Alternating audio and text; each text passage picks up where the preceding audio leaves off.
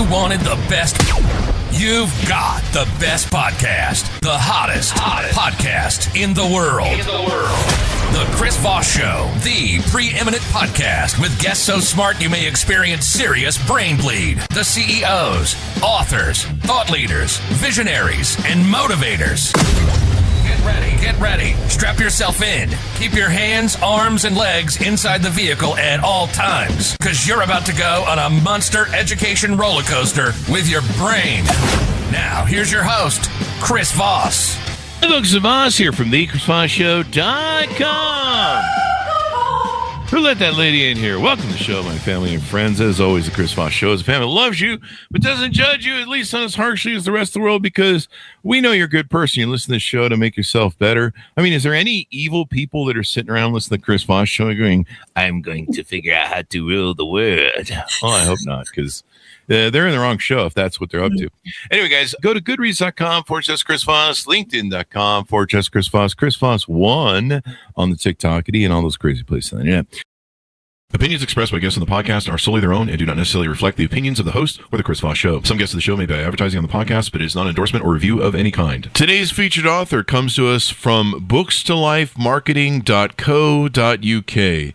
With expert publishing to strategic marketing, they help authors reach their audience and maximize their book success. Today we have an amazing young lady on the show. Today we're going to be talking about her book called Walk by Faith with God as Your Compass. Debra Lee Fader joins us on the show. We're going to get into it with her, get all the deets. The deets, as the kids don't say. It's very sus. I don't even know what that means, but the kids say it. If you're watching this 20 years from now, it's probably a whole different genre of whatever Gen A is saying. But Debra Lee Fader is an internationally awarded entertainer, former mayor, community leader. Have we had mayors on the show before? I think we have. We've had congressmen on and people running for president. And she's a best-selling author. More than this, she is a servant of God. She promotes the golden rule while giving back. She's the founder of two 501c3 charity nonprofits. For 15 years, she's produced and directed the Hometown Heroes Holiday Live charity show and the Hollywood on Main Event Center in Montevideo, Minnesota. She currently broadcasts her show, Queen of Kindness, for PTWWN TV, the Roku channel. Debra Lee champions the need for faith in all aspects of living, believes in the power to start over and come back no matter what your age or circumstance. All this on top of it. Debra Lee is a mother and a doting grandmother. Welcome to the show. How are you, Debra? Hi, Chris. Thank you so much for having me on your show. I am fantastic. Ready to talk. Ready to talk. Well, I hope so, because we got this podcast thing we do. And so it's good you're here. We got everything set up. We might as well do a podcast, right? Sure. So give us, Debra, your .coms and links to websites. Okay, so as far as links, with the book and with my store, you can go to DebraLeeFader.com. For the Queen of Kindness TV show, you can go to queenofkindness.org or kindnessalliances.org. And we are all about spreading kindness and want to create a movement and leadership within the actual organization so that people become kinder. We don't want nasty people either. Just like Chris said, he doesn't want any nasty people. We don't either. So we're trying to build the world and make the world a better place. Yeah, less nasty people or evil people. Bad. Hit them with a newspaper. No, I don't hit people. I'm just joking. Anyway, so give us a 30,000 overview. What's inside your book, Walk by Faith? Okay, well, my book is Walk by Faith with God as Your Compass. I was originally an entertainer for many, many years. I worked in Las Vegas, and I believe, is your show out of Las Vegas, Chris? It's based in Las Vegas. Yes, and I lived there many, many years and did shows all over the world. And what I enjoyed about that was, at that time in my life, singing for other people and the audiences. It meant everything to me. It was my lifetime fulfillment. However, one day I decided that I needed to sing for God. So I made a change in my trajectory and decided to pack up my belongings. I lived in Los Angeles and had been touring on cruise ships and doing all of these shows and hoping for a career in the movies and all those things that a person aspires to when you move to LA. But I decided it was time for me to go home. And so I moved back to Minnesota, became a broadcaster, and was a broadcaster on radio and did some television as well. And if you don't mind me interrupting, what led you into getting into broadcasting? What was the motive? Well, what it was is that I was a singer. I was used to using my voice. I was in floor shows, in production shows, and I did so much. But it was time. It seemed that everybody around me was still 22. It was always 22. And I was getting older and older. And I used to be the baby in the shows. So they used to call me baby. Ah. Yeah. And then one day I wasn't baby anymore. Oh. But at that point, I felt that I needed to make a change in my life. So I moved back to Minnesota and I met my husband and I met and rekindled all my old relationships with family and friends. And my whole life changed and the fulfillment was unbelievable. I became a worship director for Crossroads Church in Lakeville. And all things were going really well. And then one day in 2006, I woke up, I got out of bed, I fell to my knees, and then I fell on my face. And I couldn't move a muscle. I was paralyzed. Oh, wow. Yeah. And I detail that in the actual book. And so it took many, many years for them to figure out what was wrong with me. So it took a long time. I was in and out of wheelchairs, using walkers. I still use walkers and I still use canes to this day. I've had a lot of therapy on with my legs to learn to walk again. And it's been quite the journey. And I couldn't have done it without God as my compass. So that is what I talk about in the book. I bring up the compass. I bring up the fact that all of us go through living in the wilderness, running from one side of the path to the other side of the path. And then hopefully we eventually will center in on God and the will of God and try to reach for the face of God and all of those other things. The path will become a little more narrow, but we will be searching for God's face.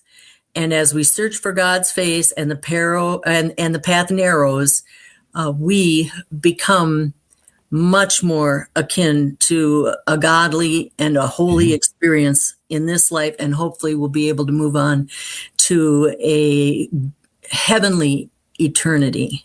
And that's what my book is about.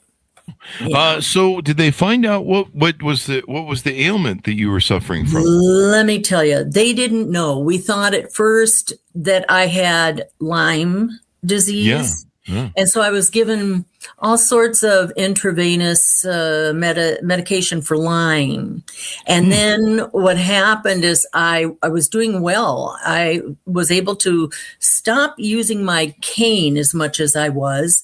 And then one day I got a bad cold and I went all the way back to the beginning and I had to start all over.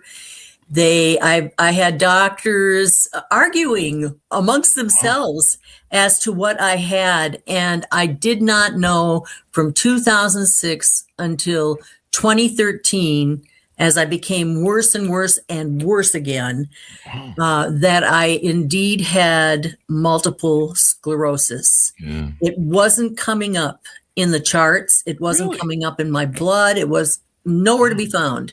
And then finally I went to Mayo Clinic in Minnesota. And after 2 weeks of a lot of testing, they figured it out. And then that was in 2013. And I was very glad to know what it was, but everybody around me fell apart because it was, oh my gosh, she's got MS.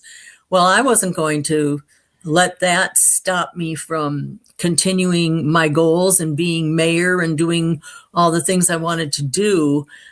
And actually what happened is it did start to heal me myself. I was healed through God, through Jesus.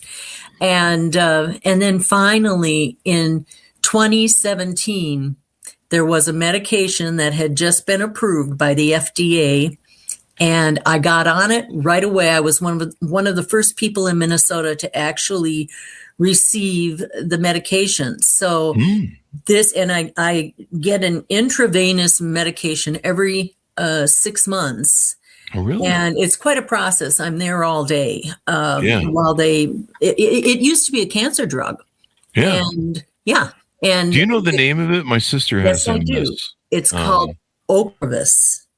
Ocrevus? Ocrevus. Ocrevus. Yeah. This. So it's OCREVUS. Okay, I see it here. Yes. And I talk about it actually in my book and give a lot of credit to Genentech because they're the ones that created it. And I always say, people say to me, well, if you're such a believer in God, why can't you just walk? It's a miracle. And I say, hey, wait a minute. Sometimes miracles come in the form of a medication. It's not always straight ahead. You're going to walk perfectly again. But that's a God thing. This medication it's kept me at bay. I'm pretty much where I was in 2017. So I do have to use walkers and I do have to use canes, but I haven't gotten any worse. That's good. That's good. Knock on wood, praise the Lord, I am walking. So for me, the reason my book is called Walk by Faith is because I literally take each step every day by faith. And when I get up in the morning, the first thing I say is, dear God, please help me. Make sure I can get through this day. You've given me another day. Thank you. Make sure I make the most of it.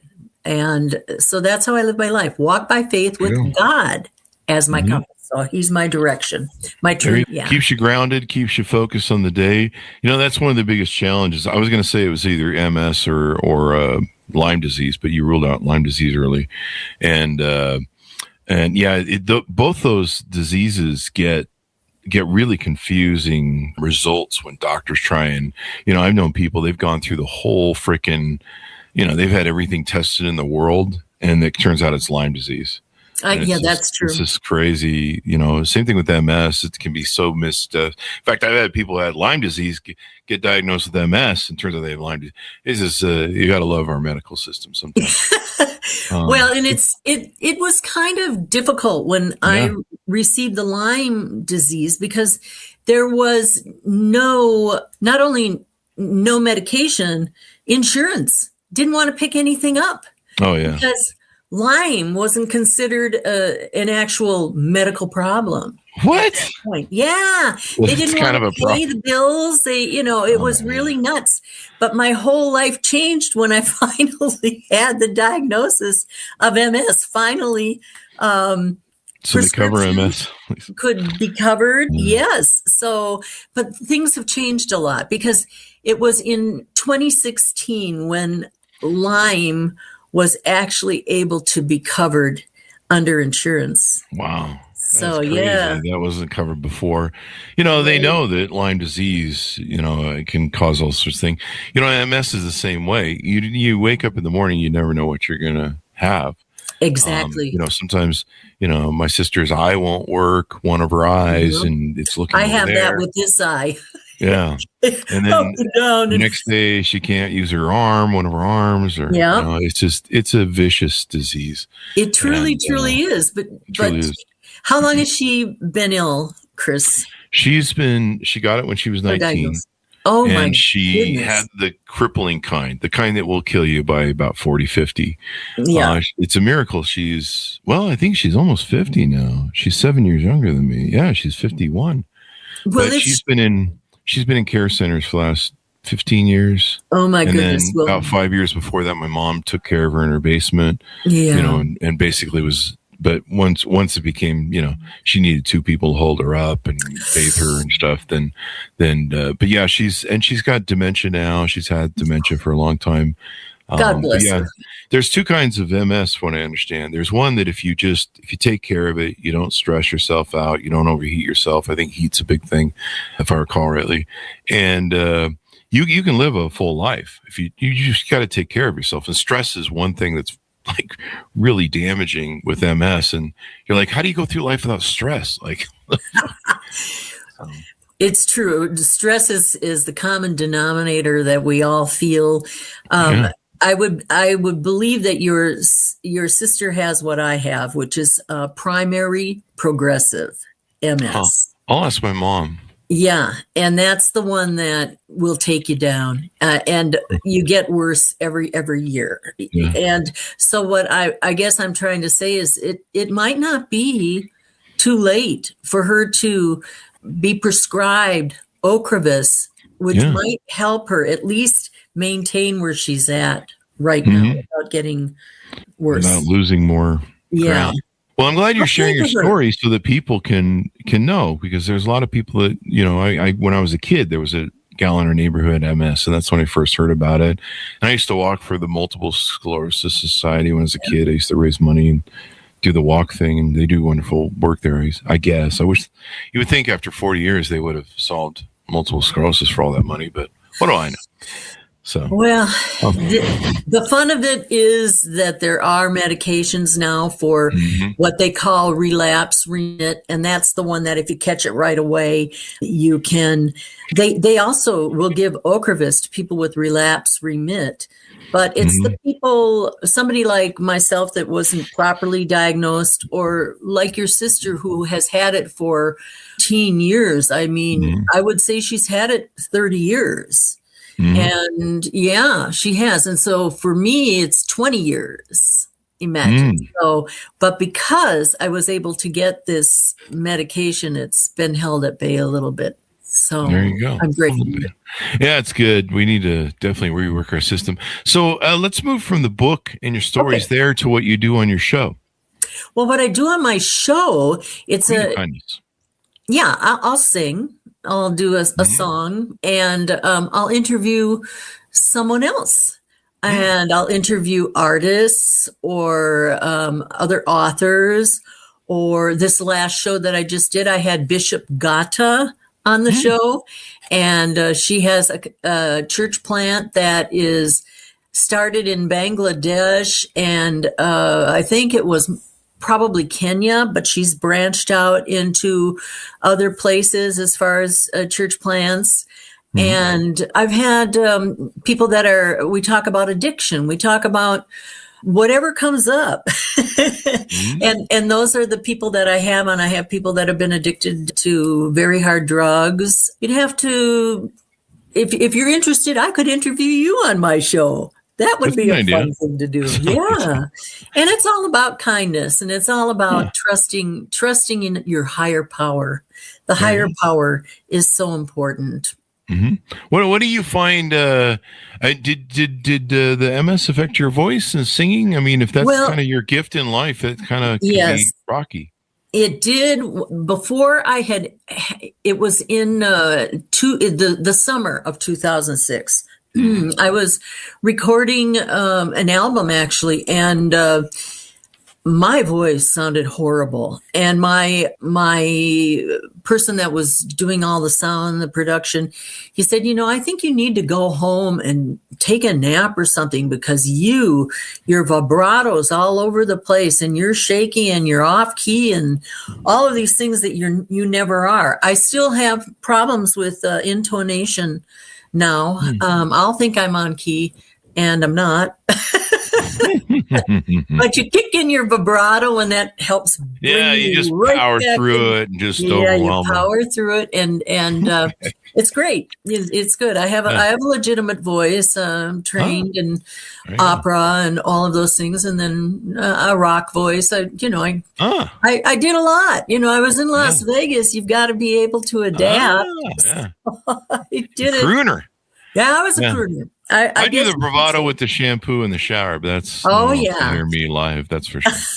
You mentioned you sing on the show. We joke sometimes about the show, kind of because there's that singing at the beginning by the opera singer, and we had this idea for a show where the whole thing is singing. It's like how they have movies that are talk now, and then they have, but they used to have those singing movies where just everybody sang through it, and you want to punch their face all the time. No, I'm just. Musical theater, musical movies. Lawrence Welk things are just like, I'm going to choke that guy out. No, I'm just kidding. Lawrence Welk was very nice. My grandmother used to watch him all the time. I'm just being a shit. So it's okay. But we were thinking about doing a podcast where I would have to sing the questions. Everything in the show has to be sung. Would you like to do that now? I'm not sure I want to test that with my audience. I know it happens. Because you have a voice for singing and you have talent and skill and everything you developed for years. I have anyway. So with your show, how can people subscribe to it? How can they get on it if they're interested? How can they find it, et cetera, et cetera? Okay, well, it's Preach the Word Worldwide Network. .com? So Network. Okay. So you can look for that, and that's on Roku, and you can find there are all sorts of people that are on that show that have a lot of good podcasts out there. You've got the Copelands, you've got all these different people that are on the show. And anyway, so they have their own shows, and each slot is 30 minutes. So you actually record about 28 minutes. So then there's room for commercials and that kind of thing. And so if you're interested, you can always contact me. You can contact me at www.queenofkindness.org and fill out the little slip that's in there, and I'll get it. It's because it'll come to me in an email form, which is support at queenofkindness.org or support at kindnessalliances.org. And let's talk about kindnessalliances.org too. Sure. That's one of your other links. What do you do there with the nonprofit? Tell us in depth about that. Well, you talked a little bit about me putting on a show for 15 years. So that is a charity that is in Minnesota, in Montevideo, Minnesota, which I used to be the mayor of Montevideo for 8 years. Yeah. And so my dearest friend has the theater there, and she completely renovated it. It's now an event center. And we started with a Christmas show, and this was back in 2011, 2010. And so then from there, we, it just grew and it grew. And then what we would do is we'd always ask for $5 up front to come in. And then if they wanted to, they could bring a can of food, non-perishable food. And so we would give to the food shelf locally, and we've given a couple of tons of food up, at this point. Yeah, in a smaller town. So we have that, and we give coats and coats for adults and children and mittens, and we do things for the women's shelters. So it's all about charity. And that is the name of the game here for me at this point in my life, is to be able to help other people. And that's what the Queen of Kindness is all about. And the Kindness Alliances is that particular website shows you the different acts that we've had Mm-hmm. on our show. We have people that come from, actually, I have some people that come from all over the world to be in the show and all over the United States. And they just happen to have a common thread to Montevideo. So they want to come and see their family members or spend time seeing their old friends, that sort of thing. So then they'll be in the show as well. Ah, Yeah. So I have be in one. the show. Yeah, I have one fellow. He's a violinist, very well known violinist, Nuno, and Nuno Flores is his name. And he comes sometimes, and then he's in the show. And we have people from all over, and a lot of the people are also professionals in the state of Minnesota. So they come and they do the show, and we're just all aligned on being as charitable as we can during the holidays. And that's our main goal there. And we also put on multicultural worship shows, and we do veterans shows. We can do all sorts of shows, whatever anybody wants to see. Any show you want. Yeah, well, we're like, put up, Judy Garland, put up a barn. We've got a barn. We're going to put up a show in here today. But no, the theater itself is really gorgeous, and really, she did a fabulous job of remodeling it. At one point, that it was it was the first movie house in Montevideo, and so it came onto the scene in the middle of the 30s. 1930s, that is. And and when she took it over, they had just gotten rid of all the trees that were growing in the theater itself. And then she redid the whole theater. It's just fabulous. And her name is Ruth Ann Lee, and just a great gal. And her whole family is marvelous. And actually, she's in the hospital right now, so I want to give a shout out to Ruthie. Get well, Ruth Ann. I love you. You know that. Get well, Ruth Ann. Yeah, get well. You can't go anywhere yet. Yeah.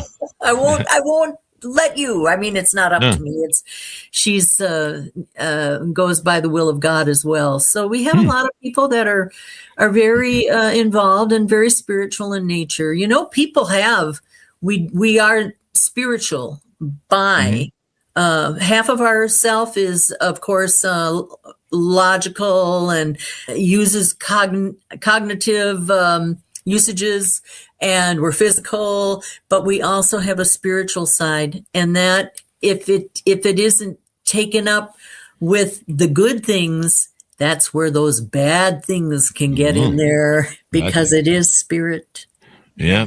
Yeah. I had some bad things last night. Pizza and tacos. So bad for my diet, that is. Bad for your diet, that is. It's bad. It's a lot of fatty food, a lot of fatty grease. Well, you get to a certain point where you kind of, we do it at my house, we just want to enjoy the life that we have at this point. We're closer to the end than we are in our 20s. So it's, Speak for yourself. Well, I know I'm grandma. That makes no difference. I feel it every morning when I get up. Yeah, it's tough. But if you have God with you. I shouldn't complain to someone who has MS, because it is clearly spin the wheel at what ailment you might have today. But the joke you have when you get over, 40, you're like, yeah, just you wake up every day and go, what sort of ailment will you have today? But I shouldn't complain. What you should say is, thank you, God, for giving me this beautiful day. Now let me make the most of it. Yeah, can you fix my back too while you're at it? Yeah, we all have that. Let me ask you this: you build as the queen of kindness, and clearly in your nature, you try to, what's the word? You try to act that way. Emulate kindness. Did you find emulate? Yeah. I flunked second grade. So. It's a callback joke. Was that hard to be the queen of kindness when you're the mayor? Because sometimes when you're doing politics or even just a leader of anything or any organization, you're never going to make everyone happy, right? No. Was it hard to be the queen of kindness and be mayor? Or did you just rule with an iron fist? Well, you do have the bully pulpit.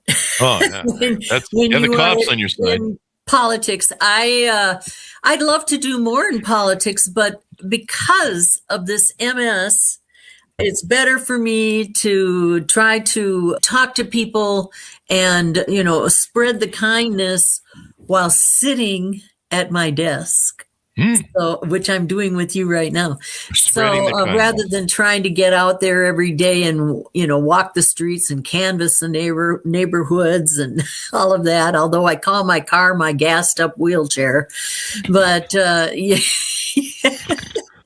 But the question you had for me, can you repeat it? Do you remember? So was it hard to be the queen of Okay. kindness when you're doing a lot of leadership, whether it's politics or whether it's a business or any leader? So if you're a parent, there's points where the people who are constricted to follow you or be under your rule, quote unquote, as it were, you can't make everyone happy. So I was just wondering, being the queen of kindness, is it more challenging to try and pull it off as a mayor or leader?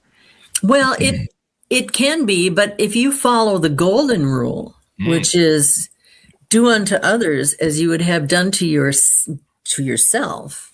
And that's kind of the way I approached my political side, because as a mayor of a smaller town, and I'm not sure about this, but mayors in general have to be non-political. You have to appeal to a broad source of your population. So you really shouldn't be running.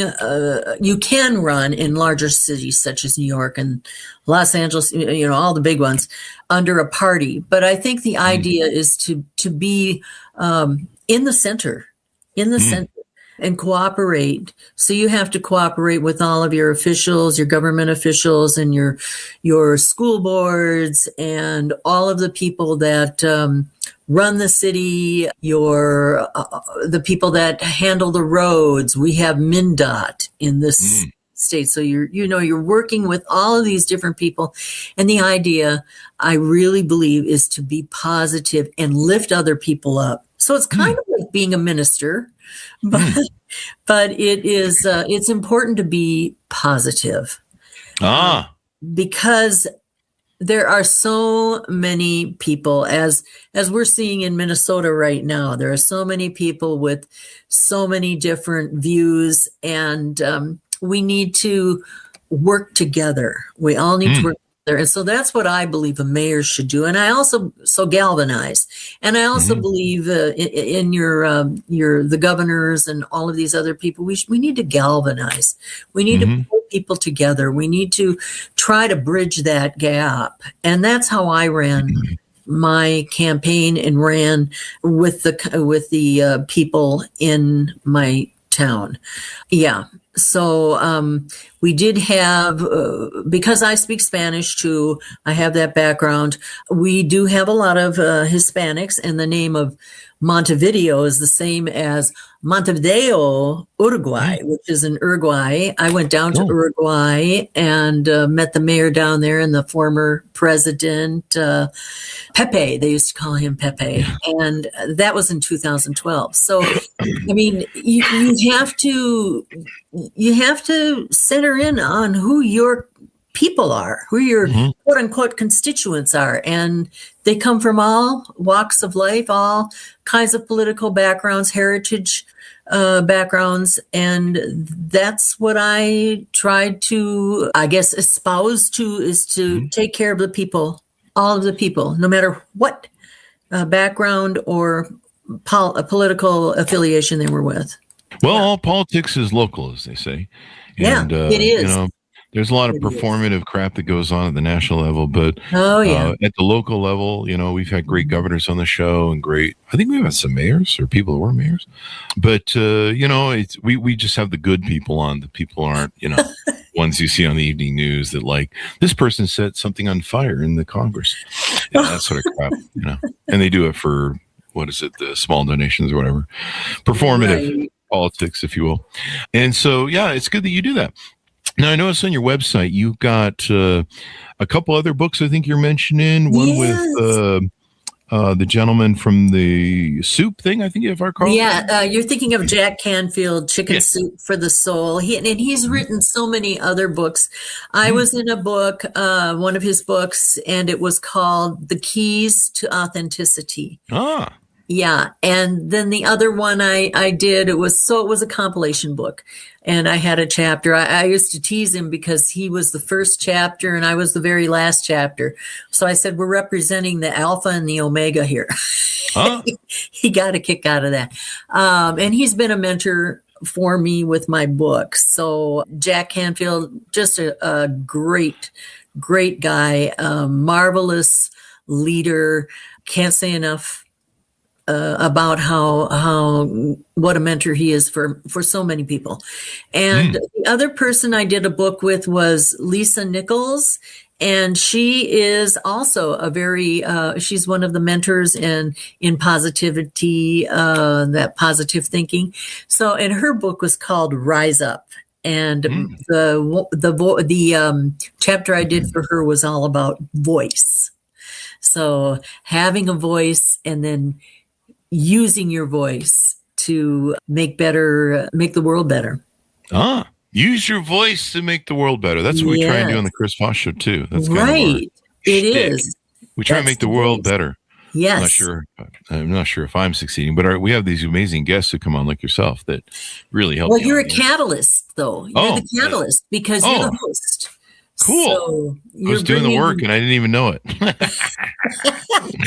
Yeah. Well, we try to be. So as we go out, give people a final pitch out to pick up your book, to get to sign up for subscribe to your podcasts and radio shows. Here is my book, and I don't know, I've got something going on above here, but I've got all my medallions. I've won some awards this last year. I've just republished it. You can find it on Bookside Press, and actually I've done another one too, and that is called Queen of Kindness Books. It's not quite out there, but it will be. And so I'm asking you, you can go on Amazon, you can find the book, and you can get it in on Kindle, a hardback, a paperback. So that would be your soft cover. And you can also listen to my Audible, which is me speaking my book and speaking my truth, what I've been through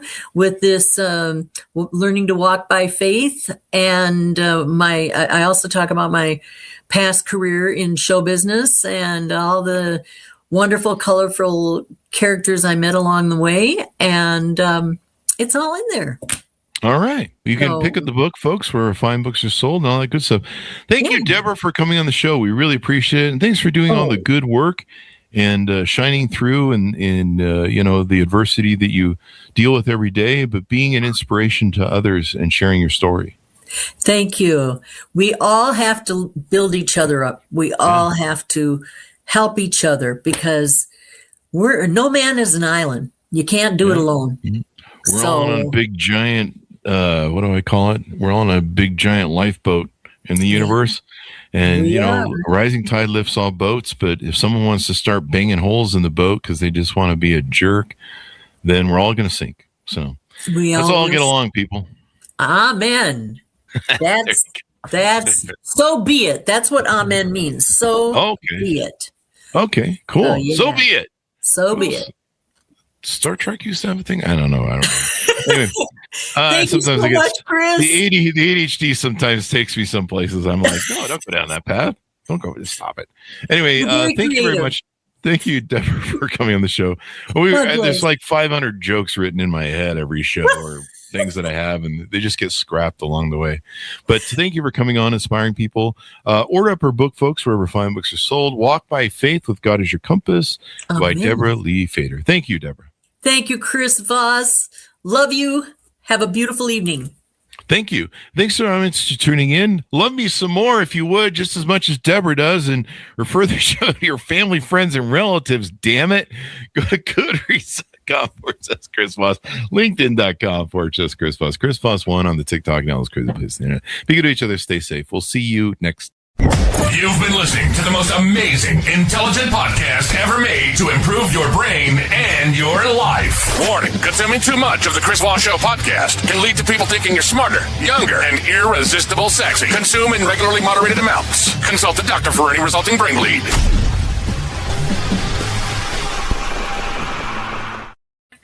Hi, Debbie. How you